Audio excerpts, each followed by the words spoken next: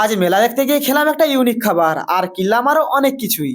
তো তাই আজ বিকেল বেলায় বেরিয়ে পড়েছি চন্দ্রকোনা যাওয়ার জন্য। এই পড়ন্ত বিকেলে সুন্দর প্রাকৃতিক সৌন্দর্য যেন মনকে কেড়ে নেওয়ার মতনই। সত্যি এই গ্রাম্য পরিবেশের সৌন্দর্য যেন এক কথায় অসাধারণ। এই প্রাকৃতিক সৌন্দর্য দেখতে দেখতে আমরা চলে এসেছি চন্দ্রকোনা টাউনের সুরেরহাটের সেই পপুলার জগদ্ধাত্রী পুজো মণ্ডপের সামনে। এখানে এসে প্যান্ডেলটা দেখে তো আমি চোখে ফেরাতে পারিনি। তোমরাও বলো তোমাদেরকে কেমন লাগলো? আমার কাছে তো এক কথায় অসাধারণ লাগছে। এরপরে চলে এলাম প্যান্ডেলের ভেতরে প্রতিমা দর্শন করার জন্য। আর প্যান্ডেলের বাইরে যেমন সাজে তেমন প্যান্ডেলের ভেতরেও সেই রকমই সাজিয়েছে। এক কথায় ওয়াও। আর দেবী জগদ্ধাত্রীর প্রতিমাটাও কিন্তু অসাধারণ বানিয়েছে। আমার দেখে তো এবছর সব থেকে সেরা পুজো মণ্ডপ হলো এটা। আর তোমাদেরকে কেমন লাগলো কমেন্টে জানিও। এরপরে চলে এলাম প্যান্ডেলের বাইরে। এখানেও প্রচুর বিভিন্ন ধরনের দোকান বসেছে। এরপরে দেখতে পেলাম এই দোকানটা আমি আগে কিন্তু কোনোদিনই দেখিনি। আর এটা একটা সরু লাঠিতে স্প্রিং এর মতন কি যেন বানাচ্ছে। এরকম খাবার ফেসবুক আর ইউটিউব ভিডিওতে আগে দেখেছি, তবে খাইনি কোনোদিন। তাই আমরাও একটা নিয়ে নিলাম। এটার নাম হলো পটেটো টুইস্টার। এটা আলু দিয়ে তৈরি। চলো এবার এটা টেস্ট করা যাক। এটা কিন্তু দারুণ খেতে, টেস্টও কিন্তু দারুণ। তোমরাও কি এই পটেটো টুইস্টার মেলা দেখতে গিয়ে খেয়েছো? কমেন্টে জানি। এরপর কিছুক্ষণ মেলায় ঘোরার পরে আমরা চলে এলাম একটা পেট শপ আমার পাখিদের জন্য কিছু খাবার নেওয়ার জন্য। খাবার নেওয়া হয়ে গেলে এবার চলে এলাম একটা নার্সারিতে কিছু চারা গাছ নেওয়ার জন্য। আর আজকের ভিডিওটা তোমাদের কেমন লাগলো কমেন্টে জানিও। আর যদি ভালো লেগে থাকে লাইক করে চ্যানেলটাকে সাবস্ক্রাইব করে দিও। তো চলো